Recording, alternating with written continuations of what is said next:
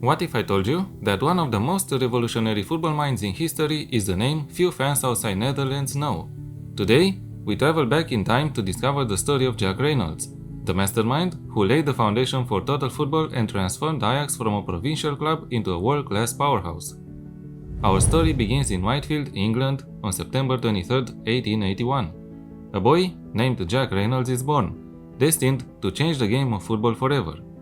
Reynolds' playing days weren't headline-grabbing. He moved between clubs like Manchester City, Burton United, Grimsby Town and New Brampton, never really breaking into the top leagues. Think of him as a football nomad, learning from each step along the way. But Jack wasn't destined for football's background. In 1912, he hung up his boots and stepped into coaching, taking a bold leap abroad to Switzerland's FC St. Gallen. Just as his career took off, the world changed. Reynolds' plans were dashed when World War I broke out, putting football and Jack's ambitions on an unexpected pause. But Reynolds was undeterred. In 1915, he moved to Amsterdam and took over Ajax, a club with little history at the time and even fewer trophies. What happened next would reshape not only Ajax, but football itself. Reynolds introduced revolutionary training methods. He believed in skill over strength, team over individual. His vision: every Ajax team, from youth to senior, would play the same way. One philosophy, one identity. Today, we call this the total football system.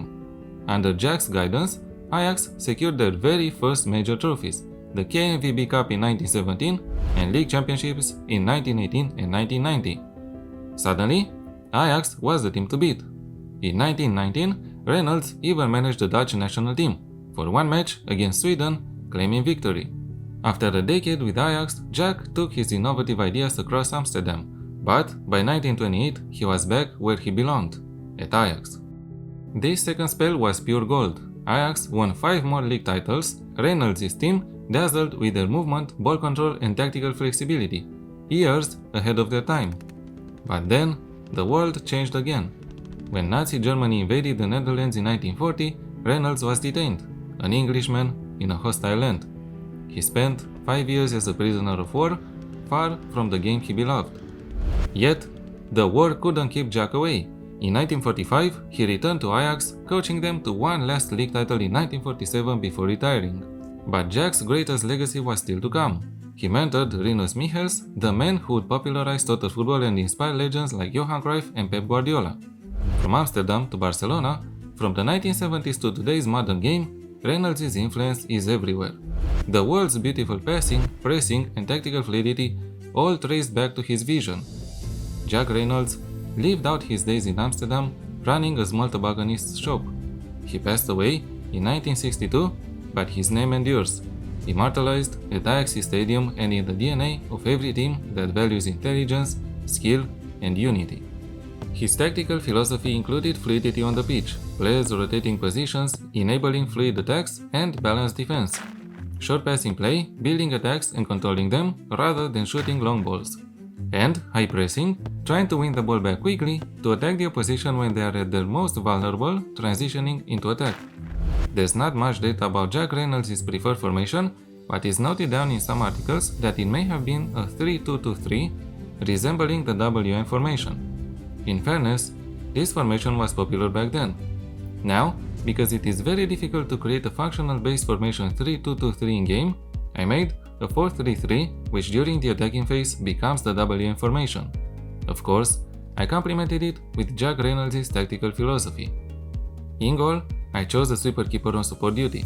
The reason is that we need a goalkeeper to screen his area and participate in the passing game as much as possible. This enables the wingbacks to be on support and move up the pitch and the central defenders to be ball-playing ones on defend and participate in the passing game themselves. In the midfield, we have a defensive midfielder on defend, a box-to-box midfielder on support, and an advanced playmaker on support. When the ball is in our team's possession, the defensive midfielder should act as a screen for our defense. This gives his fellow midfielders and the wingbacks the confidence to go up the pitch in the rhythm of play and overload the opposition's area. The box-to-box midfielder is the second screen of the defense, but higher up the pitch. He has the license to arrive late in the opposition's box if the game moment allows him to, and the advanced playmaker is the passing hub of the team. He's not static, but his main objective is to link up play and find the best channels to send the ball through for the attackers. As player instructions, I asked the box-to-box midfielder to take more risks and get further forward, and the advanced playmaker to play more direct passes and dribble less. This is total football after all. And the attackers are two wingers on support and the complete forward on attack. I preferred wingers instead of inverted wingers or inside forwards, as I need them to stretch the opposition's line. Their position, combined with the wingbacks going up the pitch, should overload the flanks of the opposition. You can also ask them to cut inside if they don't do it by default in the match. The complete forward role was chosen as this player must link up play and move around his area, a movement that would disrupt the opposition's defensive line. All three attackers are asked to mark tighter, to make it hard for the opposition to play the ball from the back. As mentality, I chose positive. In possession, fairly wide attacking width and play out of defense, shorter passing directness and a higher tempo. Play for set pieces to maximize our scoring chances and be more expressive, as we need to rely on our players to figure out the best way to win the game. In transition, counter press, counter, and distribute the ball quickly to the defense. And out of possession, a high press and a higher defensive line. Trigger press is slightly more often, prevent the goalkeeper short distribution and trap outside. This defensive setup is designed to block the opposition as close to their goal as possible and to recover the ball or make them concede it quickly, rather than waiting for their build-up. The trap outside option helps our team to be compact when defending. Be careful, you need fast defenders to play successfully with a higher line. As a result, we won the league title in an emphatic way by building a nation save in Romania with FCSB. We scored 89 goals, conceded 30, and had an average possession rate of 63% over 40 matches. Domestically, we won the Romanian Cup and the Super Cup. And on the continental level, we were knocked out of the UEFA Champions League phase after managing to win only one game and we drew 3. All in all, the tactic is fun to play with, and I can imagine that with the proper players, it can go a long way. For me it did. Jack Reynolds is a pioneer and a visionary. Most of what we enjoy in today's football is thanks to him, and world-class managers wouldn't have had the success they had if it weren't for him. Even if he retired from football almost 100 years ago, he is still remembered, and his legacy endures as the time goes on.